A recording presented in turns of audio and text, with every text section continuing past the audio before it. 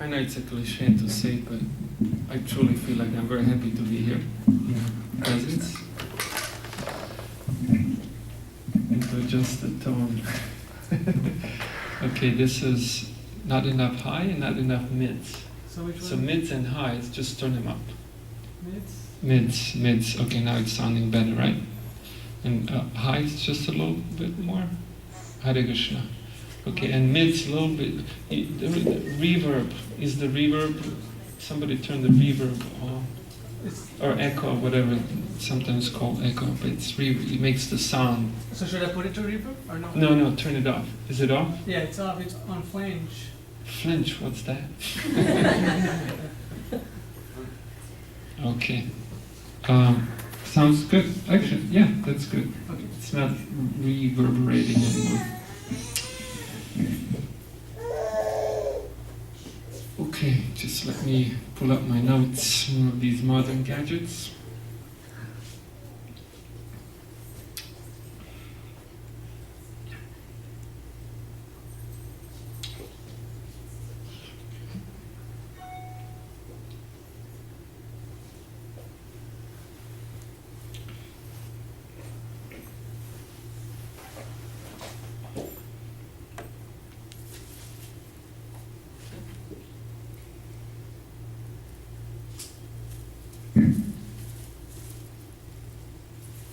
Oh, I'm supposed to record this, I forgot.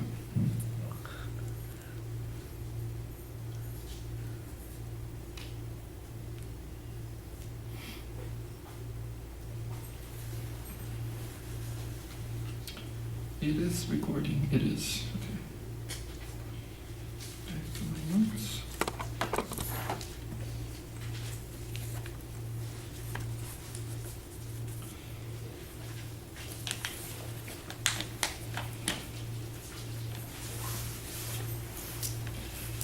They say, even Krishna in the Bhagavad Gita uses this term, they say, Ahu.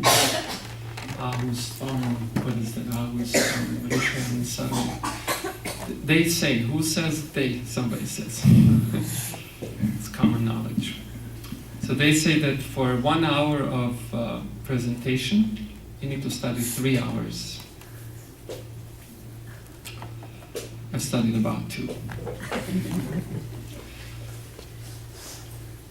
So the title I gave to this presentation is Chanting of the Holy Name as a mechanism to moral purity. So chanting of the Holy Name as a mechanism to moral purity, and I will explain this in a sec. By the way, what I'm about to present is universal. So this knowledge is applicable to whatever one community may find himself in, whether one's a Buddhist or a Christian or even an atheist. This is applicable. After all, the truth is universal. But I will give references from not only Vedic scriptures, but specifically from Vaishnava scriptures such as Srimad Bhagavatam. So Vedic scriptures are packed with statements that claim that if you chant holy name or the name of God, the sacred name of God, by chanting even once, even negligently, you can get rid of so much what Srila Prabhupada translated into English as sinful reaction. You can get rid of more of sinful reactions than you're able to commit. So that's a good news, right? And sinful reaction means these are reactions to immoral or mean activities. In other words, activities which are not good. Not good means they're immoral. And in Christian terminology, that's called sinful. And in Sanskrit terminology, there are many different terms, but papa is one. Actually, there are many more, but just roughly translating this.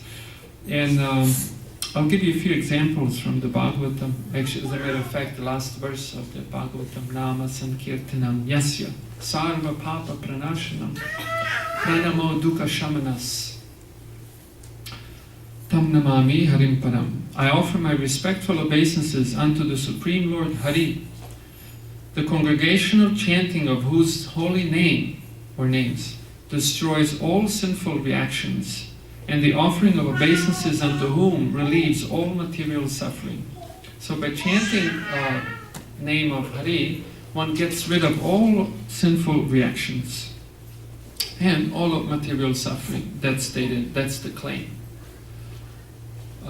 Anyone here experiences that? At least to some degree. We must be experiencing it at least to some degree, which is the key point of tonight's presentation. We're experiencing it, but perhaps not to the fullest degree. I really like this one. Also, towards the end of the Bhagavatam. If, when falling, slipping, feeling pain, or sneezing, one involuntarily cries out in a loud voice, obeisances to Lord Hari, one will be automatically freed from all his sinful reactions. You know how devotees, when they sneeze, they say Achyuta. So that's also a name of Hari. So here says, even if sneezing, feeling pain or sneezing. I witnessed once one devotee who was trying to nail something and hit his thumb and he said, Govinda! So in pain he uttered the name of Hari, Govinda! So even if in such a situation one utters the holy name of Lord Hari, one is automatically freed from all his sinful reactions. And there are many more statements. There are many statements like this. As a matter of fact, I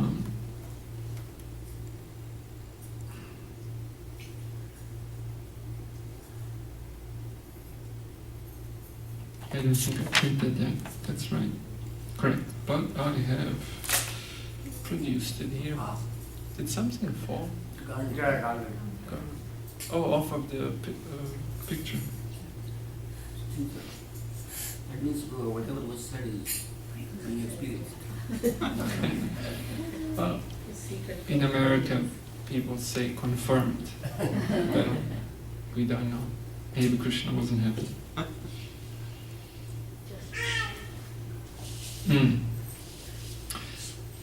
In the first canto of the Srimad Bhagavatam, to one of the verses spoken by Queen Kunti, Srila Prabhupada comments, it is said in the Shastras that by once uttering the holy name of the Lord, the sinner gets rid of a quantity of sins that he is unable to commit.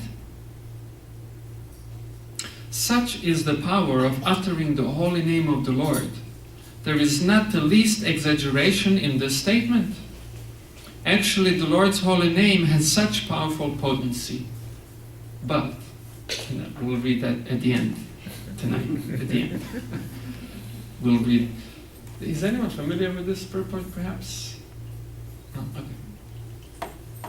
It's one of the famous things Prabhupada said. Now the question to you is, and this is where you come in, all of you. The question to you is that, what is the mechanism here? Why would someone who is sinful, and sinful, mind you, means someone who's prone to, and someone who has committed and perhaps will commit immoral acts, which means not good acts. Why would such a person, upon chanting once the name of God, be relieved from this trouble? Yes, and you can. It's natural. It's not rhetorical. No, it's not rhetorical. It's a question. It's a genuine question. So I hope to arrive at the answer of this. Okay, so he had his hand first, and back there, then front, and then over there. Yes. Krishna's name is so powerful. Okay, yeah, that we have heard. But what is the mechanism? Why is this just? Why is it? throwing another question in there. So how does this really work? Like, what is the mechanism? And why is this just? That someone is sinful and commits these kind of activities, immoral acts, and by uttering the name of God gets relieved of these sinful reactions. Is it because of Krishna's cosmos mercy? That's there too. That's very good. But now we need to know what is the mechanism. I have you, but first we had... I just said this, I was Same saying the thing. same thing. Okay. And I also think he's a universal father and we are his lost children. Mhm. So he just wants us back Mhm. with him. So he's ready to forgive us for anything that we do, as Mhm. long as we remember his name. You're a parent, right? No. You're not? Okay. That's how parents feel. No matter what nonsense the child may commit. Parent always dedicated. Because the Krishna is the leader of all the demigods and the god of death who makes all the conclusions about what the soul has to suffer, so he can... Could you just speak a little bit louder so I can... I heard it, but I was really straining to hear it. Because Krishna controls all the demigods and the god of death who concludes what each soul has to suffer, so he can do anything he wants to do. Okay, he can do anything he wants to do. Sure, that's that's a good answer. And usually, when we don't know the answer, we say, Krishna is amazing, he can do anything. It's one way out. I'm just adding that too. Yes, Prabhuji, you were going to say Okay. something. There is a sense of surrendering to Lord is there when you utter the name of Krishna. That's very good. That's very good. So you have brought the most important element here. Because only if the soul actually aspires to be pure, to be moral, and utters the holy name from that consciousness, then the purificatory process takes place. As a matter of fact, I'll break my rule and I'll read you the rest of the purport that I said I would read at the end tonight. And then, after stating that that Krishna's name is actually so powerful, as you have stated, Prabhupada said, but there is a quality to such utterances also. It depends on the quality of feeling. In other words, anyone who thinks that this is a mere mechanistic process by which I'm going to commit horrible, mean, bad activities and I will utter the holy name and that will be cleared. It does not work like that. So in order to understand the system, we need to understand the purpose of punishment. Now, why does... I don't know if I should put some parents on the spot, but why does someone punish? Why does person A punish a person B? Such as, for example, parent punishes a child, or a teacher, student, which nowadays, any teachers here? You're a teacher? I think my brother, computer brother. You're right, everyone's a teacher. And you're a teacher. I meant as a profession. Like nowadays, you're a teacher, right? Of course, nowadays you cannot punish kids in the school. That's totally outdated. This example, toss it out the window. Irrelevant these days. But I just read in the Bible, in the Old Testament, it stated, and now I know, I guess, the source of this statement, that spare the rod, spoil the child. And I think there's some truth to it.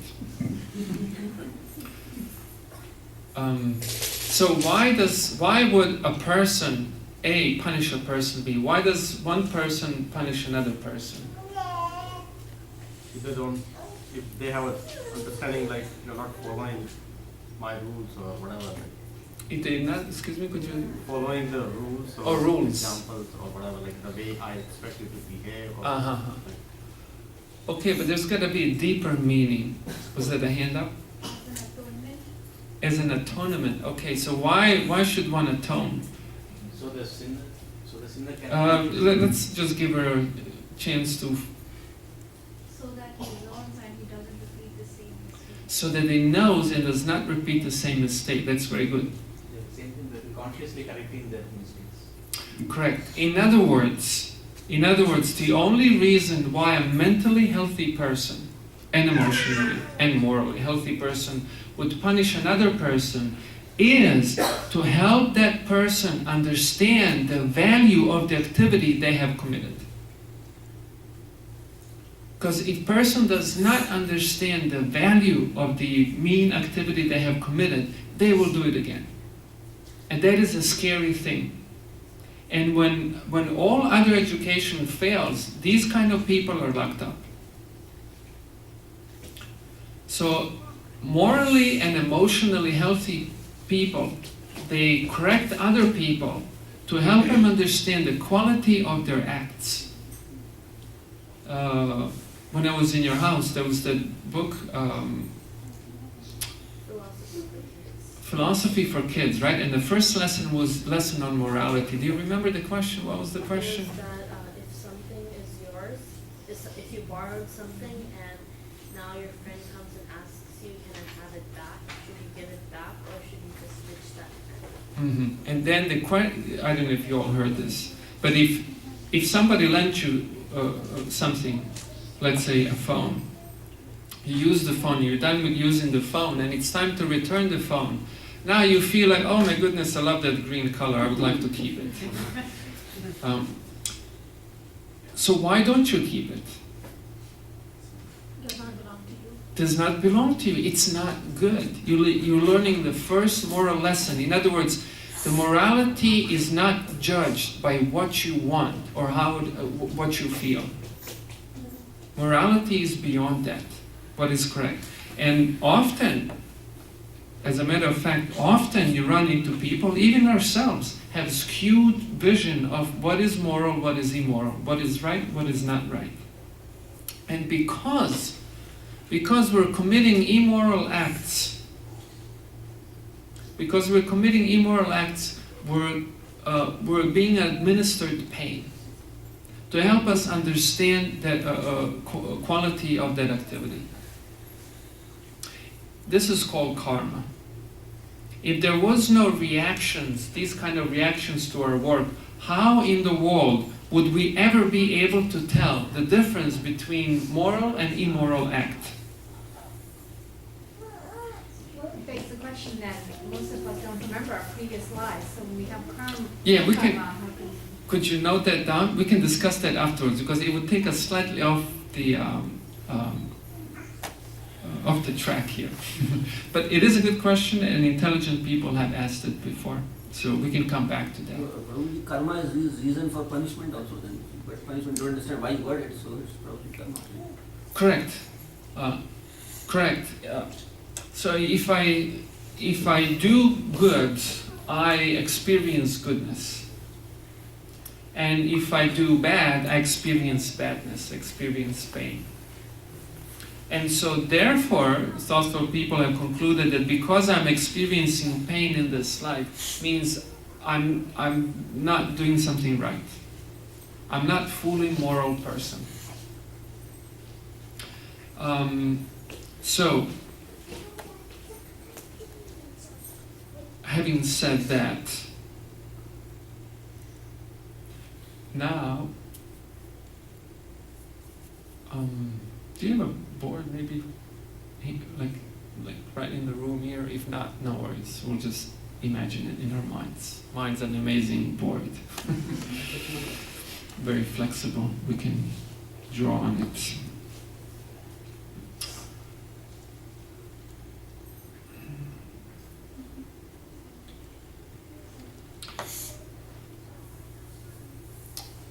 Now, the Vedic texts describe, as a matter of fact, in the Upanishads, what is that mantra? Liberation by sound. What? Oh, escapes me right now. It's okay. Is that a hand up? No. part will come back to me later. But the Upanishads refer to liberation by sound. In other words, how one becomes free by the medium of sound. And uttering the holy name of God is to produce a sound vibration. Now the interesting thing is that the Vedic concept of sound goes beyond just the gross sound that we produce. So this is just one type of sound, the gross sound vibration that we may produce by clapping, by vibrating our vocal cords, by playing instruments and so on. This is one type of sound, and this is the gross sound. So it is stated that there are 4 different levels of sound, and technically I have written them here.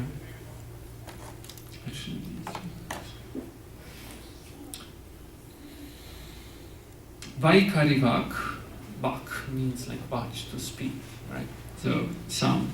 Vaikarivak, madhyamavak, pashyantivak, and padavak. So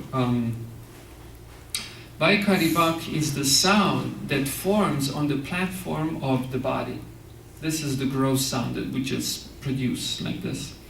And then madhyamavak is the sound that forms on the platform of one's mind. So for example, oh, you got one, okay. Could you set it right here?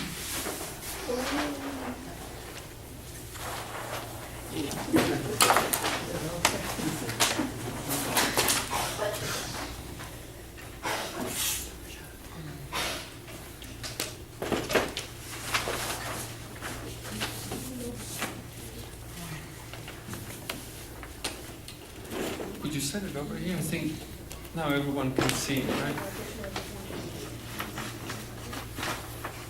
How's your handwriting? Not bad. Okay, that's good. Not bad, that's good.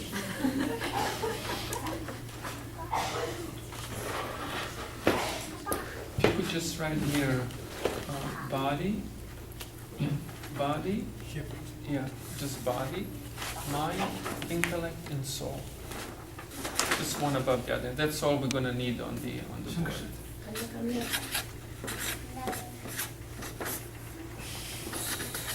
Mind, a little bigger if possible. Intellect.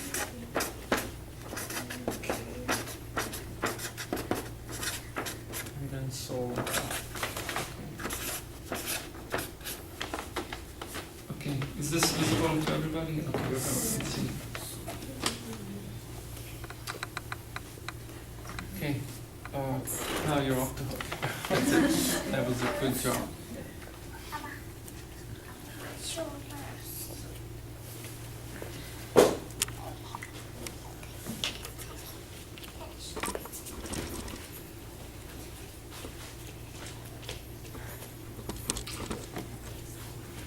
And we have experiences of this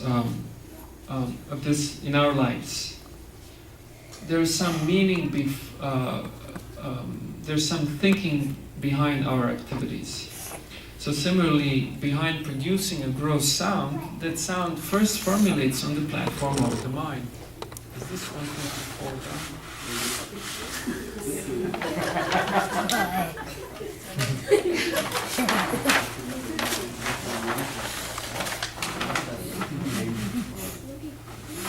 You can go further up. Okay, I won't touch it. Don't breathe. But even before it comes to the platform of the mind, first it formulates on the platform of the intellect. And even before the intellect comes from the platform of the soul. From the platform of the soul. So what this states is that the soul, not the mind, not the intelligence, not the body, but the soul constantly vibrates, so to speak. Vibrates certain desire. The soul desires. Why is this important? We often hear spiritual practitioners say, my mind is out of control. My mind made me do it. Right? So if your mind made you do it, then why would you suffer? If it's not your fault, if it's mind's fault.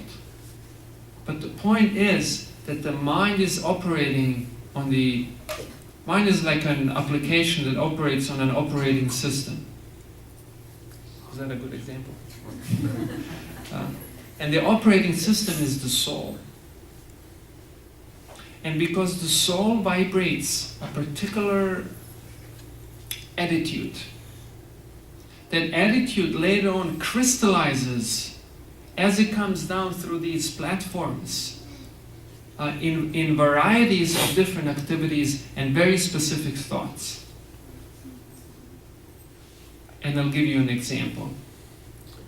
A soul vibrates, I want to be the enjoyer. And then by the time it comes down to the body, the person is drinking, smoking, what else people do? Eating. Eating in restaurants and so on. So over here, it's a general desire. It's just an attitude.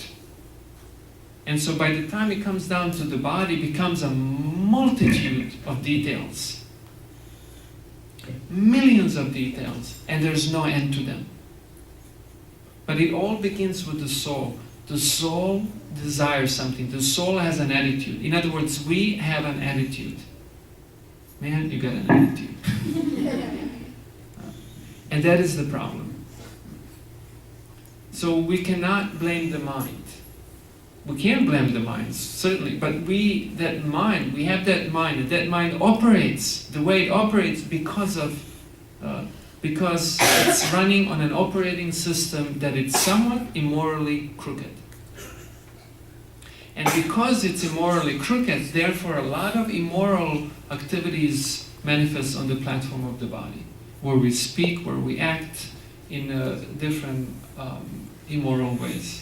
And when I say immoral, that's a really variety. Like some people are just, like Srila Prabhupada was once on I think it was on a morning walk, when a fellow, Prabhupada called him a thief. He was an industrialist. He had a business. I think he was producing glass or something like that.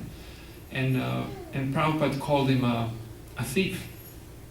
And he started to defend himself. But I give donations. Because Prabhupada was saying everything belongs to God. He was saying, I just produce glass. And he says, well, where do you get glass from? Well, from dirt, right? You bake dirt and you get glass. Well, where does the dirt come from? So Prabhupada called him a thief. You're a thief. And the person said, but I give donations. And Prabhupada said, okay, you're a small thief. So there are gradations of thievery. But everything begins with moral crookedness of the soul. And the first thing the soul gets in the material world is called false ego, by which the soul continues to blame everyone and everything else. It's him, it's her, it's it. And then it's my mind, it's my intellect, it's my senses, it's my body, it's always something or somebody. But where the problem lies is soul. And soul, that's who we are. That's not something that's in us. We are the soul. We have a body. We are the soul. And we have long time ago, whenever that was, for some it was long time ago, for some recently, fairly. But in one point, we have developed a bad attitude.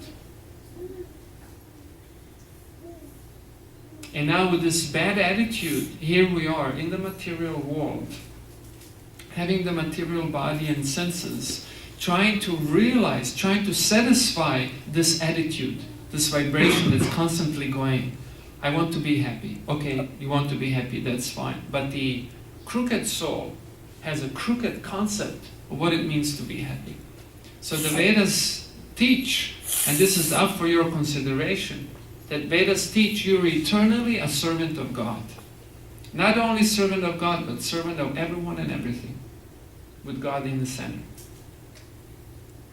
And once you lose this out of sight, then this manifests in varieties of immoral activities. And very often these immoral activities within religious realm are considered good. And Srila Prabhupada was very diligent when addressing this contaminated attitude within the religious realm. Like this pious fellow that was on the walk with Prabhupada said, but I give donations. He said, I give donations, I feed the poor, I give money to the temple.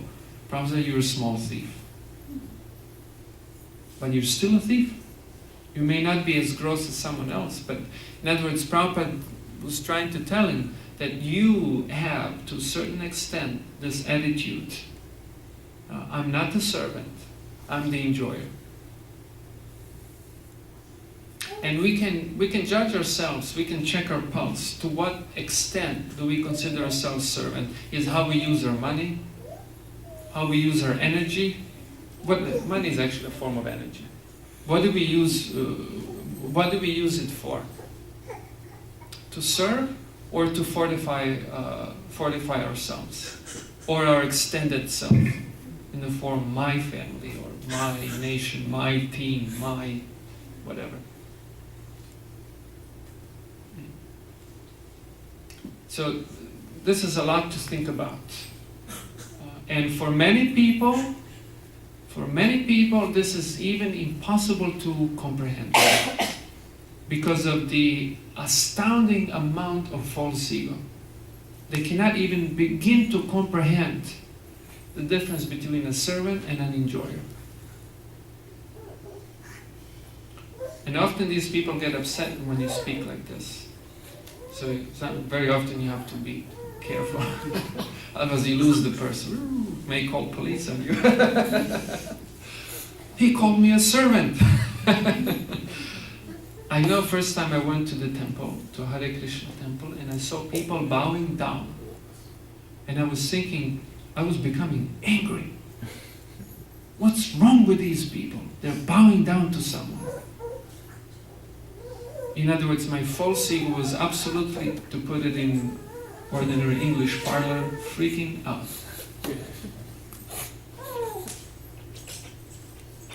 I have a question.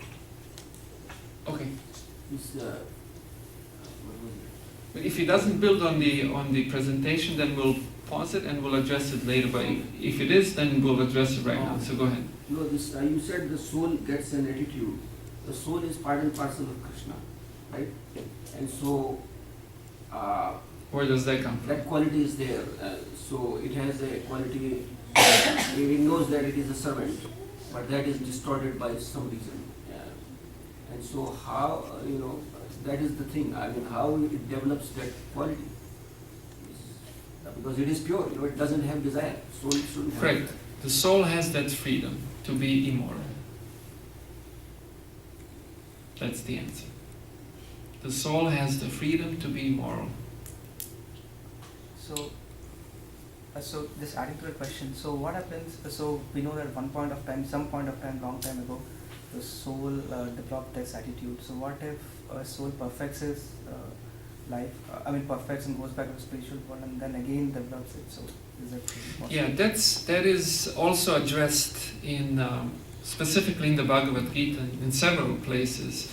It is stated that once you have learned your lesson and have restored yourself to your original position, whether you call it spiritual, wherever you are, you're in the spiritual world if you're pure like that. Who cares where you're so-called physically located?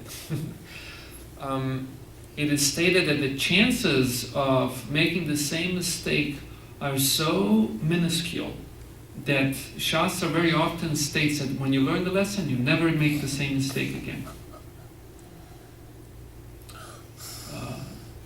Na-nivartate, right? The Bhagavad Gita says, you don't come back. Once you go up there, you don't return anymore. So in other words, what it's saying is that the disease that we have developed is super rare. But in the material world is described sort of like a correctional institution.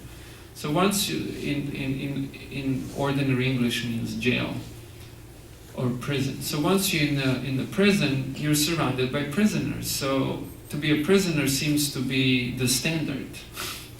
But most of people are not incarcerated. Most of people are outside of the walls of the prison.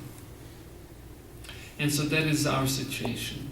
We find ourselves in the material world, and we're to a certain extent morally crooked, and we're surrounded by people who are to different degrees morally crooked, and so we just don't even notice it, even though it hurts everyone. But few thoughtful people here and there ask the question as to, okay, what is going on here? Now, when's this supposed to end? Is that a correct time? 10 to 7? 10 to 7, right? Yeah. Oh, time flies. I should finish this, right? 7:30. Oh, 7:30, okay. Yes. I was just saying, continue, Prabhuji. Oh, okay. Aarti is not before 7:45. We start Aarti at 7:45. Okay.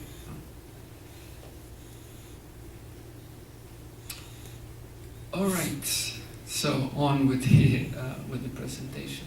So now, Annavriti Shabda. Now it's coming to me. It always comes when I really don't need it. I need it right now, but I really needed it earlier. Annavriti Shabda. Annavriti Shabda means freedom by Shabda, by sound. And how is this actuated? How is the freedom by sound actuated? This is where we come to this position here. So this is where the disease lies. With the soul, not with the intellect, not with the mind, not with the body. Of course, these all got crooked, contaminated, whatever you want to call them. The disease lies there. So what we do is we vibrate. We first vibrate on the gross bodily platform. We make the vibration Hare Krishna, and so on this platform. And then what do we do? What do we try to do next? Think about here. Control the mind. Hear, right. We try to hear. We try to pay attention. We try to pay attention. We try to turn off our cell phones. We try to whatever, set the time out. Okay, this is the time when I chant. No shopping and chanting of Krishna's name. I sit down and I chant Krishna's name, and then I pay attention to it. I pay attention to it. Anyone know the first sutra of the Yoga Sutras? Patanjali's Yoga Sutras? The first sutra says that the purpose of yoga is stated right in the first sutra. And it says that the purpose of yoga is to stop the fluctuations of the mind. In other words, freeze the mind on one point. So this is very relevant to bhakti yogis. When you chant holy name of God in whatever tradition, you do that. So that's the first gross. And then you pay attention to it. You pay attention to it. Now, mind is what? Mind is a sort of like a storage of memories and impressions and feelings and so on. So as we chant over here, next the holy name will penetrate to the platform of the mind. So on the platform of the mind, if the holy name goes there, and it will go there only if we pay attention to the holy name. In other words, that we utter the holy name attentively. Then we are going to have these impressions of Krishna's name, which is not different from Krishna. And so we will have these Krishna impressions in our minds. But if we don't do that, let's say I see it very often, people using their cell phones, because now their cell phones do everything, cook, clean, dance for you, play movies, whatever you want, order stuff. Hire, fire employees, whatever you want. Phone will do it all, right? And so they're entertaining themselves with the phone while they're chanting God's name. So, okay, That's some chanting, but it's not making much progress. What will stay in the mind is the applications, it's the firing and hiring, it's the movies, it's whatever else is there on the phone. That's what's going in. So if we manage to continue to chant, like they say, the most important thing in the process of chanting God's names is chanting of God's names. That we actually do it. You'll be surprised how many people don't. So you actually have to do it. You set some time to do it, and you do it. And you vibrate, you make this physical vibration. And then, if to the extent of your sincerity, you're going to pay attention to it. And if you pay attention to it long enough, the holy name will penetrate deeper. And then it will start to influence our intellect. Now what are some of the functions of the intellect? Yes? Decision making? Decision making, very good. That's a very important function of the intellect. It makes decisions. So what that means, if you allow Krishna's name to go that deep, at this point you're going to start making different plans in your life. You will naturally desire Krishna. You will make plans for Krishna. You will not be forcing yourself. It'll come naturally because Krishna's name went in there. You will be discriminating, making decisions in your life based on Krishna, based on God. And if you continue, see, this is like, I often think of this process like a fountain, actually, I'm not sure when you say, what do you think of when I say fountain? Pyramid. Pyramid? No, I'm saying how about pyramid, like? Oh, how about, no, but I just want to, because different people have different concepts. In Europe, when you say fountain, that refers to water fountain, and not the water fountain in the lobby, but a water fountain in like a square where it squirts huge amounts of water, right? Yeah. Up in the air. Okay, good. That's the fountain I'm thinking of. So, down at the beginning, you Vaisheshika Prabhu likes to say, keep the vibration going. That's a very powerful mantra. Keep the vibration. So as you vibrate, spiritual vibration, it keeps going up and up and up. If you interrupt, that's why the first and foremost thing in chanting of God's name is chanting of God's name.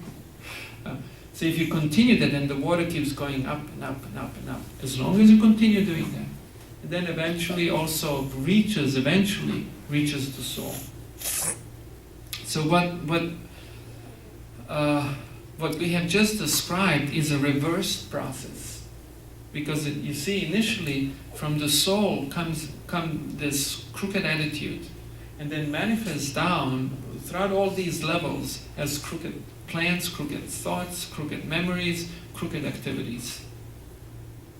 And if you reverse the process, and you reverse the process by going other way around, you start from the end, from the body. And if you do that, then the soul actually changes. And once you chant like that, that kind of chanting gets rid of all sinful reactions. But if you chant just down here on the bodily platform, without the name penetrating further, deeper, you get hardly any spiritual benefit. That's why Srila Prabhupada wrote, but there is a quality to such utterances also. It depends on the quality. So it's not just a mere utterance of God's name. And you often see this, people are religious materialists, right? You have materialistic materialists. they're just open about it, right? You know, they go about being materialists in straightforward ways. And then religious materialists, they go to God for realization of the material desires. That's okay, that's fine, but that's not spiritual. That's far from spiritual. That's just wannabe spiritual. And therefore in the Shastra it is encouraged. Because if you actually continue approaching God, then hopefully finally something will rub in, and then you will start to go deeper. Until the soul eventually changes.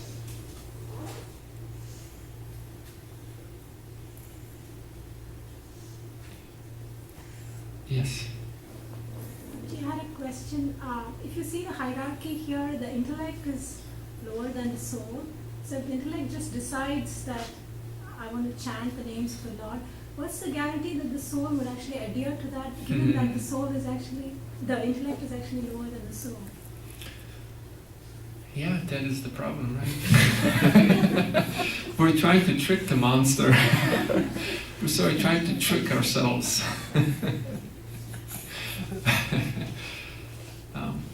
Well, the fact is that the soul is eternally part and parcel of Krishna. And as a part and parcel of Krishna, the soul internally wants Krishna, but not knowing that seeks Krishna in places where there is no Krishna. Of course, Krishna is everywhere, so to say, to seek Krishna in places where there is no Krishna means immoral activities. I mean, people don't understand the extent of immorality. I was a child, and I was not a spoiled child, but my parents were, like all parents, wanting to give me everything. And father wanted to spoil me, and my mother was the tougher one. She was afraid that I may get spoiled. But they both were very, very affectionate to me. But occasionally I would get these amazing gifts. Like once I got this ping ball machine. You know what a ping ball machine is? Like a big thing, and you beat the ball, iron ball that bounces all over the thing. It's just a dumb machine for the mind. Just no point to it. Anyhow, when you're a kid, you love it. And so I got this machine, and I thought, oh my goodness, I'm the happiest child in the universe. And then 7 days later, I was angry at the machine. I literally had a piece of a cinder block, and I was smashing this ping ball machine. I was suffering. The fact I was suffering indicates that I was being morally crooked. What was moral crookedness there? I played this machine with no noble desire besides a selfish, biggish desire to entertain myself. And I know it's a horrible thing to say in this world where people think this is sacred. But it's not sacred. And you look at your own life. When you act selfishly, you cannot be happy.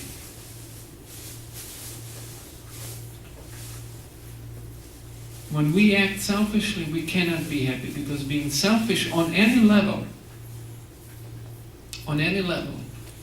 is immoral. And to the extent it is gross or fine, to that extent the painful experience is intense. The intensity of painful experience matches it.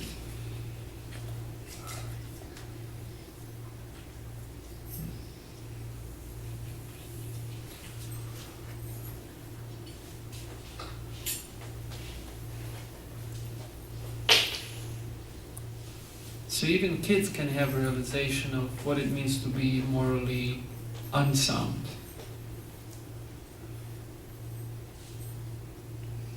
Now, there was any other questions on this? I am. Oh, yes, right. So probably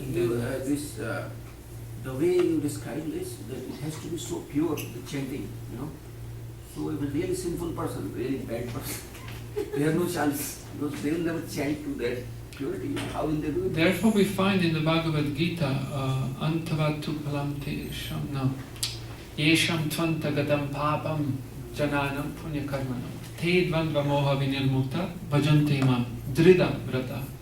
Krishna says that one who has come to the end, or at least towards the end, of one's sinful activities, only such a person can engage in devotional service with drida vrata, with great strong vow. So it means that any person who is sinful, let's say like Ajamil, you know. Ajamil was a very pious person. Ajamil was a very pious person who had a relapse, or he ventured off into a bizarre world for a time being. So, and that's not the only element though. That's not the only deciding element. There are other elements, like for example, when the pain is an amazing teacher. We all hate that teacher, but it's a very efficient teacher.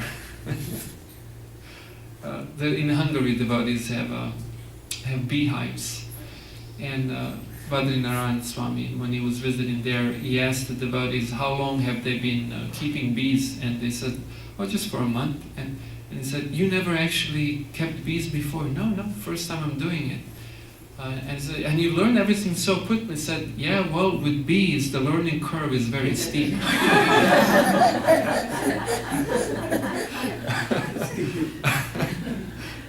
You don't make the same mistake twice. Because it hurts. So the pain is an amazing teacher. Pain is an amazing teacher. So sometimes people are very sinful, and because they suffer a lot, they can actually turn radically. And those pious sinful people, in other words, like religious materialists, you know, who are good people, they give donations, they feed the poor, but they're materialists. They're fine, they're not gross, they're fine materialists.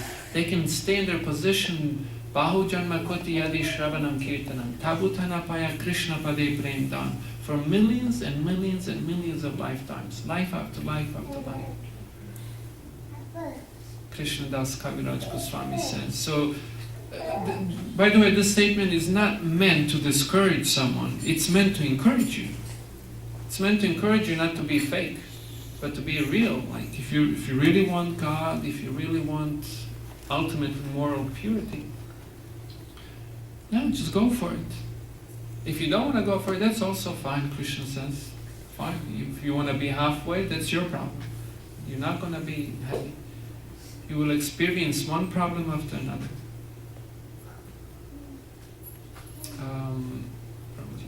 I have a question, like, in a family, you have to be selfish. In family, it's hard to be selfish. Yes, that's why. No, you have to be. Oh. How do you? Because that's your responsibility, correct? Or say like when you. Where's your wife? Oh, she's. So, is he saying that he earns money and you spend it? I'm just kidding. It's other. No, just kidding. Please forgive my goofiness. In one lecture, Srila Prabhupada stated, and it was produced in the book Journey of Self-Discovery, that if you're within, and this is really applicable to any tradition, but in Vedic tradition specifically, it is stated that you have to pick your ashrama. Varna is pretty much decided upon, beyond your choice. But ashrama is something that you decide upon. So you have to decide what ashrama you belong to. In other words, first you're a brahmachari, a renunciate. And if you don't want to be renunciate anymore, then the option is not to just float around, but to actually marry and have a wife and actually have children. And Prabhupada says because you have to be in some kind of fire to be purified. You have to live a responsible life. Or you're going to be responsible renunciate, or you're going to be a responsible householder. And you're right. If you're actually a genuine householder, if you're family man in your case, then it is difficult to be selfish to a large extent.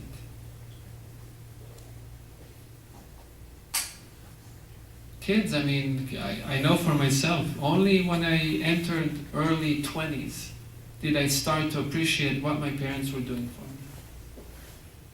Now when I think of my mother making pancakes, that's something like Indian dosha, right, for me. Back then I was like, why are you not making pancakes? Like, what's wrong with you? But now I understand, it's a sacrifice. Like, she goes and actually makes them for me. Like, dumb. But as a child, you think parents are, God put them there for you to abuse.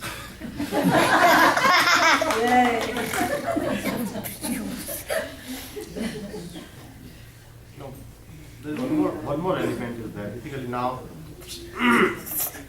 so your childs are growing up, now you push them to do the study and become like achieve whatever everybody's achieving. Now you're competing, basically you're pushing your kids to compete with everyone, you're forcing them. So isn't it a selfishness? Because I want to be my child to be successful, not, I don't care about other child, but, so that's Okay, selfishness. you're bringing up a very important question, and the answer to it is another question. Why do you want your child to succeed?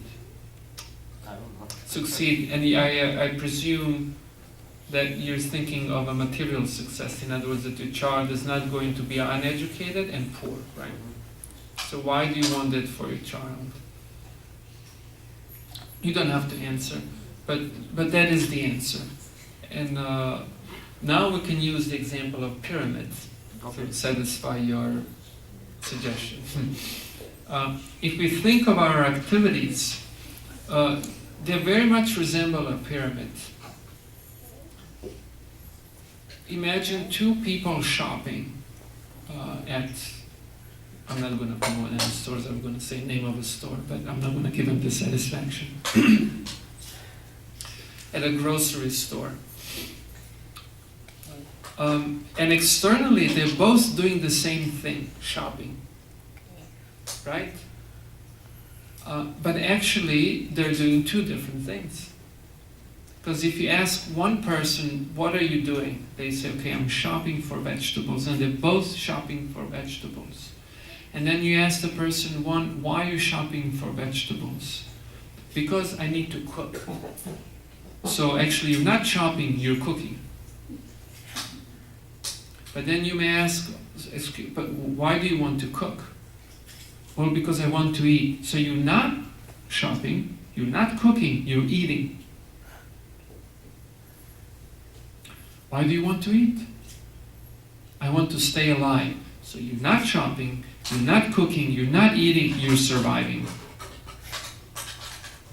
Why do you want to survive?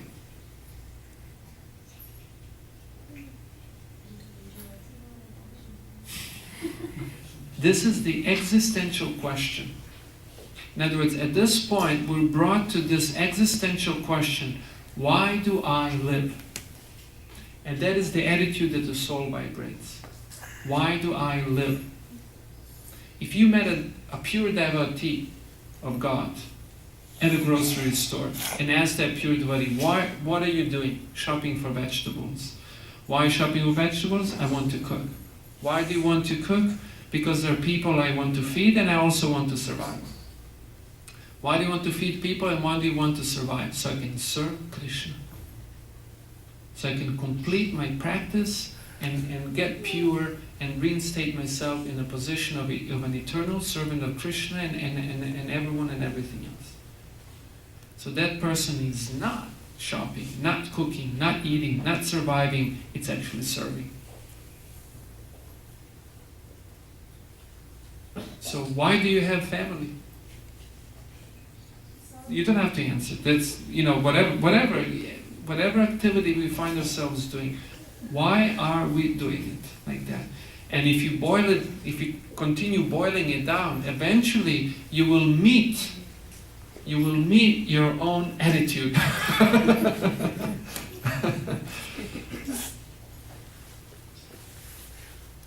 Because generally, from the moment we wake up, we think, okay, how shall I entertain myself today? oh, it'd be nice to take a bath now. It'd be nice to drink some tea, but why? Just for main self-pleasure? See, a pure soul does not function like that.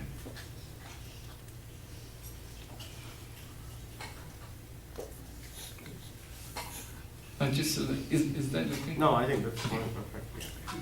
Just want to make sure I answered fully. Yes, Raj. So then how can we find out that we are making some progress? Because maybe someone maybe chanting for 10 years, 15 years, 20 years, but still maybe at the body, but with the mind and false ego, maybe thinking, oh, I'm already at very high level and I'm liberated. So how do I find out, okay, like when somebody is at what level? I bow down at your feet for that question. Thank you so much. Seriously, that's a very, very important question. And I have myself experienced it in my own life and have witnessed it in others' lives. That unless you become serious about the process of chanting Hare Krishna, you could be literally chanting for millions of lifetimes and not make progress. You can make even regress.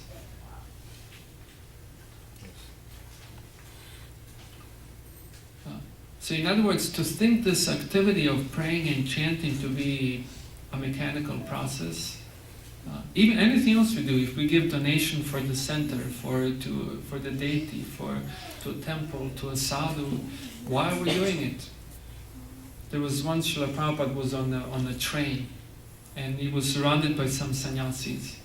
And then some people they noticed he was a sannyasi and he was an elderly sadhu. So they asked for Ashirvad. Because sadhus, that's what they're supposed to do, bless people, right? But Prabhupada could tell that the idea of blessing was tainted by materialistic concepts. So when they asked for blessings, Prabhupada sternly looked at them. And then he pointed to his sannyasis and he said, "This is my blessing." And then they ran away.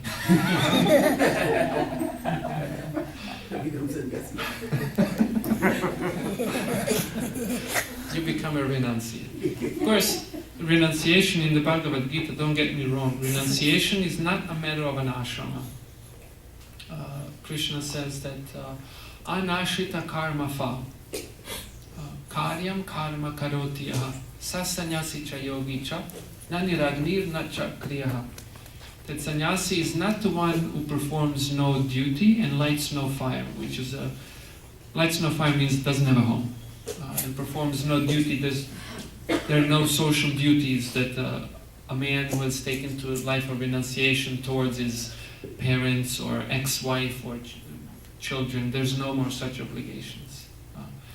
So that's not what defines a renunciate. What defines renunciate is anashrita karma pha. That we do not claim proprietorship over the results of our activities. In other words, we don't perform activities because we want to own and enjoy the results of our activities, but we perform activities for the benefit of others. It's a very tall order. Seriously, and that's what life is about, to complete this project. So if we don't get started, we're not going to finish it by leaving it down on the mere mechanical platform. And I have seen Hare Krishna practitioners shopping and chanting their rounds. I should say actually two things. One thing is that when we chant God's name, we shouldn't do anything else. But when we do anything, we should chant God's name. And I'll explain the meaning of this koan. The meaning is that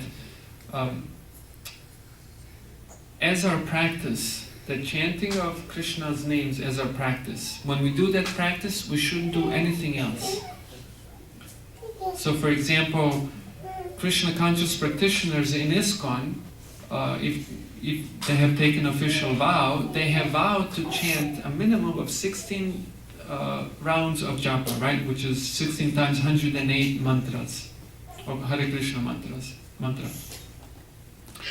So when we do that vow, we shouldn't be doing anything else. But if we're washing pots, if we're sweeping, if we're cleaning, shopping, whatever else we're doing, we can, as a matter of fact, we would do good if we chant. But we shouldn't count that as one of the minimum prescribed holy names for the day, like that. And the other thing is, because it just occurred to me, you're not married, right? Correct. And earlier I made the statement that you have to pick your ashrama, right? But there's also concession in the age that we live in. It is not all that easy to balance everything. So I know many devotees were neither brahmacharis, neither householders, but they do good in Krishna consciousness. However, that is an exception to the rule, not a rule. And it is an exception because we live in modern society where this kind of social structure has fallen apart. And the way the society is organized, sometimes it's actually difficult to practice Krishna conscious social system. Sometimes, not always. So I just wanted to toss that in. Okay, was there anything else? My daughter Yes. has taken a vow not to ever get married, but has dedicated her life to Krishna. So she said she wants to stay like brahmachari until she's done over here on earth. So she has dedicated her time to doing Krishna service, and has been doing that ever since I can remember, ever since she was in elementary school. And even today when people propose that or bring up the topic about her getting married, she does not. She belongs to Krishna, and that's it. That's there also within Vedic tradition, that a woman sometimes marries the deity. Right. Yeah. There's, we find that also in Christian tradition, like there's some Catholic women who Right. marry Jesus Christ. Not that they consider themselves Jesus Christ's wife, but that's Bride of basically, Christ, yeah. right. So that's there in different traditions. Can I say a quick story of a grandmother that saved her grandson? In the family, she was the most spiritual person, and whatever everyone else was doing, she would never fail to. She didn't chant Hare Krishna. She was from Sri Vaishnava Sampradaya, Indian lady, and she would chant Vishnu Sahasranam religiously daily, no fail. And whatever else she would do. And she always had a picture of Balaji. That was her Ishtadev Balaji. And of course her grandson, like many of her other inmates, household members, didn't understand, like, what is my grandmother doing, And then finally he moved out of India, he got a job in Australia. So before he was to leave, his grandmother gave him a lesson. Don't do this, don't do that. Like, she was really trying to protect him from that which in Australia youth commonly does. And then she gave him a picture of Balaji, of deity of Balaji, and she told him, never lose this. This is your savior. And so he took that picture, put it in a wallet, and forgot all about it.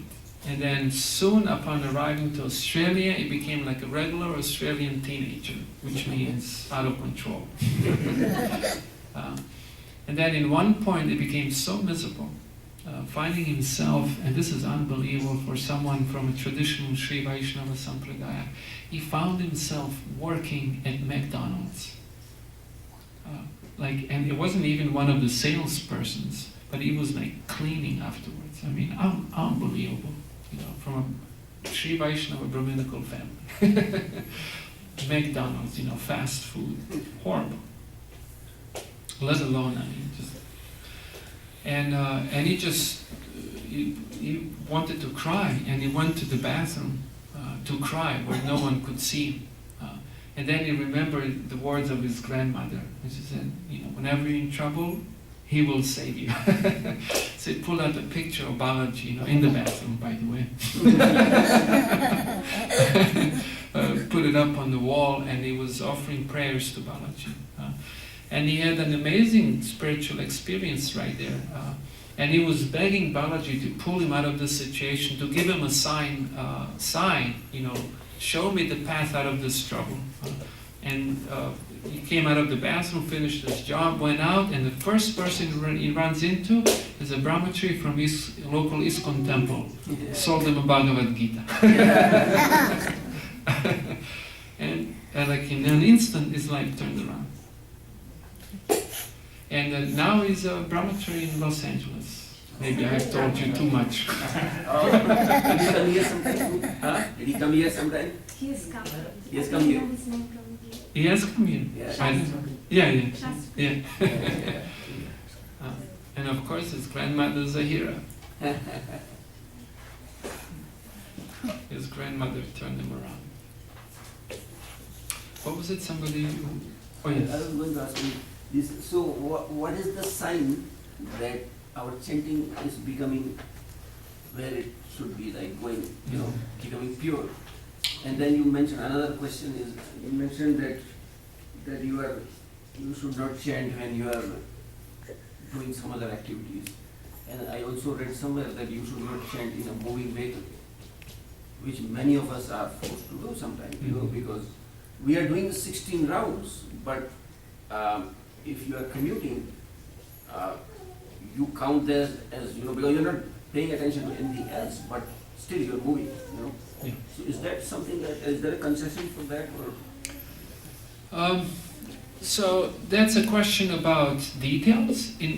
The principle is that one should be attentive when chanting. One has to pay attention.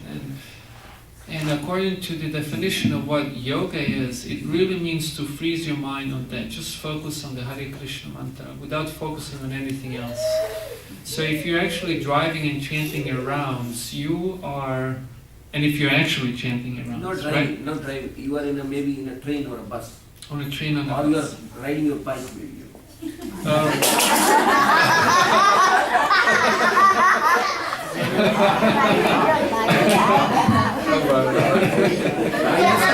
What else you do? You're funny. Harish. Probably, where we can find it.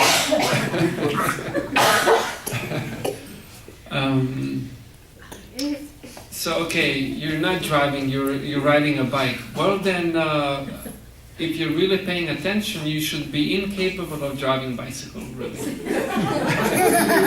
You should be definitely hitting some pedestrians, trees, walls, fire hydrants, and so on.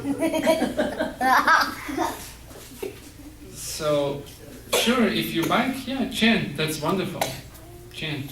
No problem. But 16 rounds, if you have taken initiation vows, when you do that, you really shouldn't do anything else.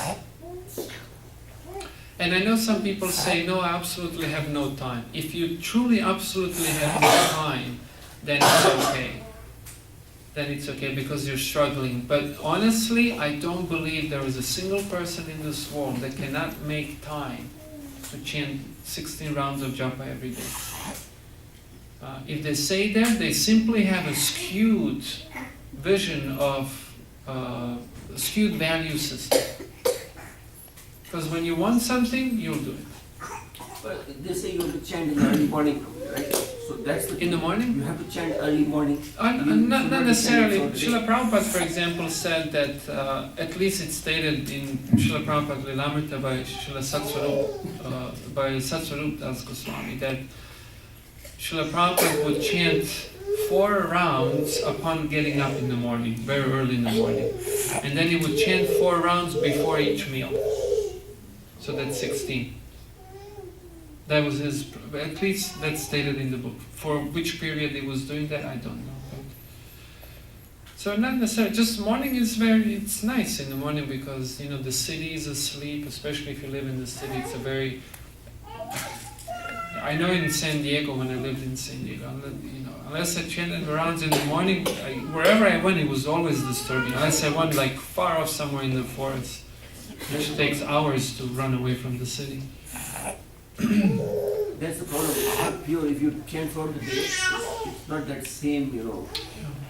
But the point is that we make that effort, and really that's what counts, because the fact that we're making the effort, we're trying to become pure, that's what pleases Krishna. Someone said that Krishna's kind, and Krishna will, if we actually have an honest desire, what's really happening here is that we're getting our desires straight. If we have a thoroughly honest desire, despite all these limitations, Krishna will help. Yoga Kshema Vahamyaham. Krishna provides what you don't have and maintains what you have. So that's the main ingredient. Yes. There is a rule like what I have practicing practically is that what is my primary thing? What is my primary goal? If I have to go from A to B, that is my primary goal. If I'm using that time for my chanting, that is not counted. But if I'm just doing something, this is the time for my chanting, and anything else I'm not getting out of it, that means that chanting is counted. Yeah. So what is the primary activity? My primary activity is to go from A to B. It means whether I chant or not chant, I have to go to that place. So that time should not be counted. But the point is that I see a lot of Maharaj and everything, like and the videos and all those things, or Prabhupada also, that they chant while walking. They go on the morning walk. Prabhupada would chant his rounds, specifically Srila Prabhupada, he chanted his rounds early in the morning, like around 1 o'clock. Prabhupada would go to bed between 10 and 11, and he would rise shortly after midnight. Prabhupada would say this for a couple of hours. Short after midnight, between 12:30 and 1, that's when Prabhupada would get up. And then he would chant his rounds. That was the first thing he would do. And Prabhupada would sometimes sit and sometimes he paced back and forth. Yeah, so that while you have allocated the time for chanting, if you walk during that time, walking is not a primary activity, but chanting is, then is that allowed or not allowed? That is fine. Walking is not that distracting. So biking is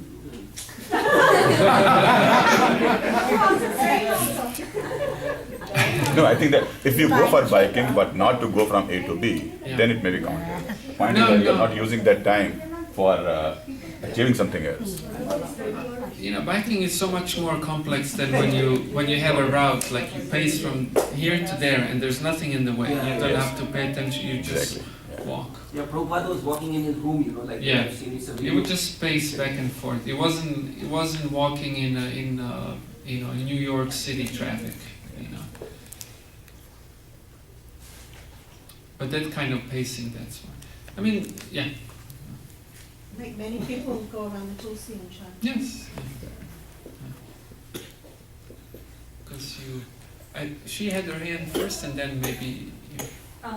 So when you're chanting the round, you should not talk to people either, right? Because I see people chanting and talking because you're breaking in between, you're pausing your beads right there. I cannot understand how can someone chant and speak at the same time. Well, they're chanting and then they're asking. And then they questions. pause. Yeah, they pause and then they continue while you're, you continuing to talk. Okay. They're chanting and then when they're replying, they Stop. stop and they reply. Someone got busted. You. Yeah. Well, really, another important thing here is to not become too critical of other practitioners, because we're all to different extents conditioned souls, and we're struggling with our own conditionings. And to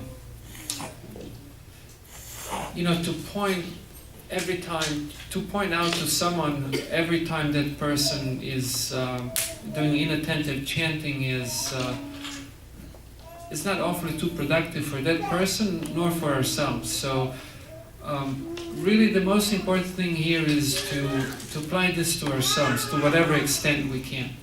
The more the better. And because I have seen this also, where a devotee may become too critical of other devotees. Real devotee is like a parent. There's so much to learn from parents. You know, if the child is really, I'm not going to state the name of this family, but their son is a bit of an arrogant fellow. And I was teaching a class to a group of kids, and they're all in early teens, so 13, 14, and I think 15 was the oldest.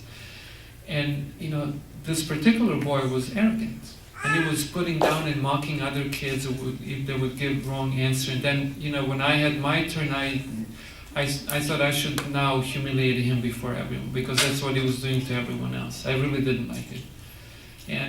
And his parents think that he is just an angel. And he's far from an angel. But a devotee should be, to a certain extent, like a parent like that, blind to the faults of other devotees, out of affection for devotees. I mean, it's not that we're blind. We see when someone is doing something which is inappropriate, but we shouldn't be annoyed by it, or we should be understanding like a parent.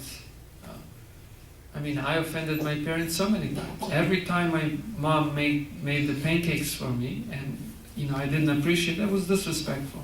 But she didn't mind. She made it again and again. Even I would demand sometimes. I want it, and I would slam my fist. I want it. And she would still do it.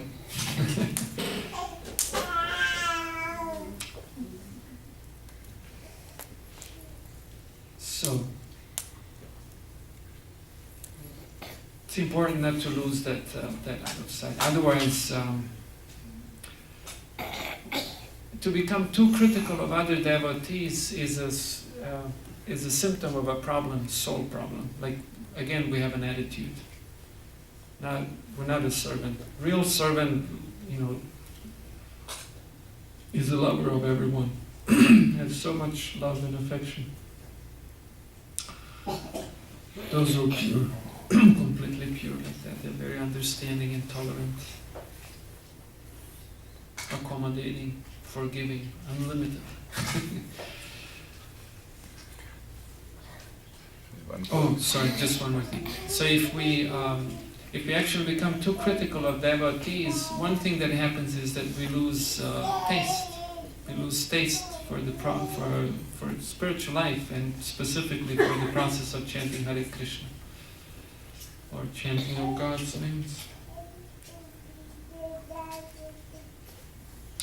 Yes. So, again, as in the Bhagavatam also, and 10th canto, and then I was just hearing one lecture also. It's like suffering makes you pure. Not necessarily, but when we're in pain, we tend to question the situation, and we start to ask ourselves, why am I in pain? So, Srila Prabhupada, at least once that I can recall right now, discussed this subject matter, and then he said, why is it that you have two different people suffering, and one concludes there is no God, there's so much suffering in this world, there is no God, and the other person says there's so much suffering in the world, you better cling to God. They're observing the same thing, suffering, and one becomes an atheist and one becomes a theist. And that's because of bhakti-onmukhi sukriti. In other words, one is spiritually pious and the other one is spiritually impious. So just pain is not enough in and of itself. But pain certainly makes one question the paradigm. You have a certain paradigm going, there's pain, and you're like, okay, something's not right here, I have to adjust. What do I have to adjust? Why is pain here? Why is trouble here? And then you start to question.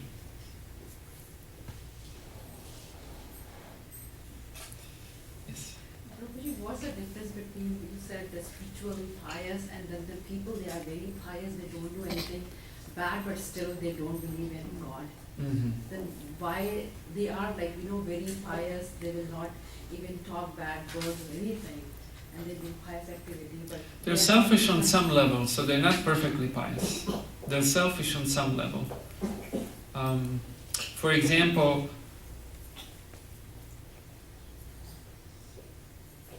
how does one, and this is an example from the Bhagavatam, how does a gardener show love for every single leaf on the tree? By watering the root. So similarly, how can you even begin to love everyone and everything? Or be a servant of everyone and everything? How can you even begin to do that? Unless you have concept of God, the source of everything.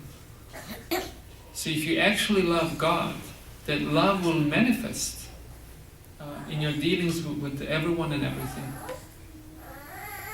But if you don't know God, and of course different people have different concept of God, that's a whole different story, but if you don't have love of God or a concept of God, how do you even begin to love everyone and everything? So the example in the Bhagavatam is given of the tree. If you water the root of the tree, then everything flourishes. So therefore, one of the symptoms of a genuine love of God is that that love will be shown towards other living beings. That's what I was mentioning earlier, that criticism, like undue criticism, unnecessary criticism, that's a symptom of lack of love of God.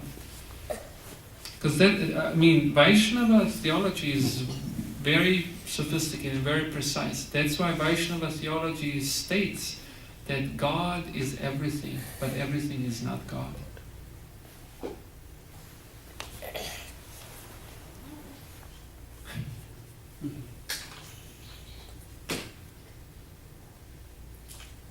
Okay, anything else on this topic? Yeah, Prabhuji, you said that we should not be critical of devotees and all that, right? That is, but sometimes, it is kind of enjoyable. It's kind of puzzle, where you are actually, it's not that you are intentionally being, malicious towards people, but it's just a way of passing time, maybe, I don't know. People wouldn't do it if there was no pleasure in it. Now the problem with illusory pleasures is that they appear to be pleasurable only initially. But if you follow that path, you will see that it never leads to pleasure ultimately. It leads to pain. So therefore, they're not really pleasures, but there is this initial pleasure. And in the Bhagavad Gita, third chapter, Srila Prabhupada says that this pleasure is the worst enemy of the living entity. This initial pleasure, because it makes you do it again and again and again. There's some pleasure, there's some sense of superiority, some sense of accomplishment when you can criticize someone else. Yes. Adding to Amara's question is not to criticize or to have the enjoyment. Sometimes you want to bring the change also, and you want to bring your point also. I mean, it can be work related, congregation related, or any spouse related. But change normally is not taken well. Yeah, there is undue criticism. That's why I carefully chose my words. I didn't say criticism. I several times said undue criticism. So in other words, there's inappropriate criticism. And we could go into the psychology of criticism. What makes something undue criticism or unpleasant criticism? Perhaps some other time. We have about 4 minutes left. But in other words, criticism, like everything else, is due and undue.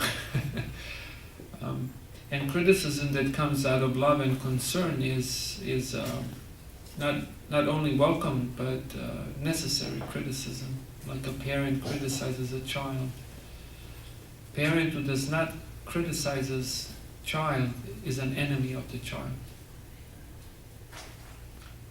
And of course, this criticism has to be a morally correct, good, pure criticism. Just like we have, music critics. They look at a piece of music and they tell you what the music is.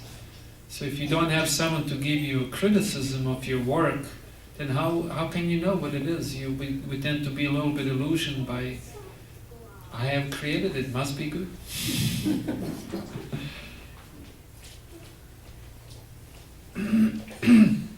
And then sometimes reaction is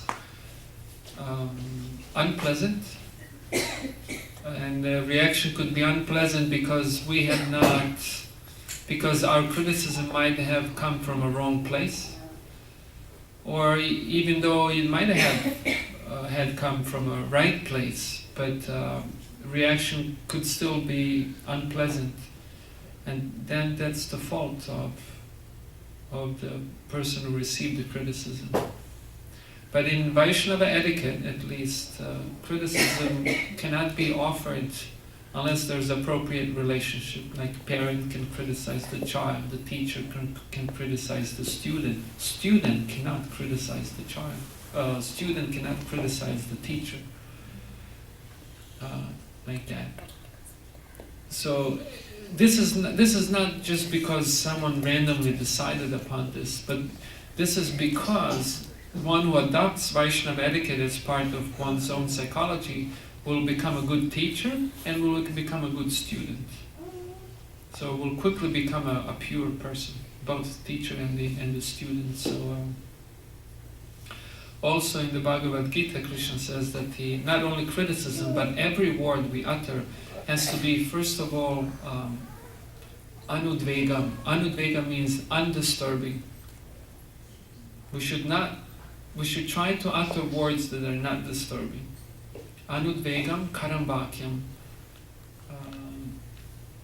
Satyam. Then we should be truthful. What we say should be truthful. And sometimes there's clash between the two. But in other words, we should speak the truth, but we should try to say it as palatably as possible.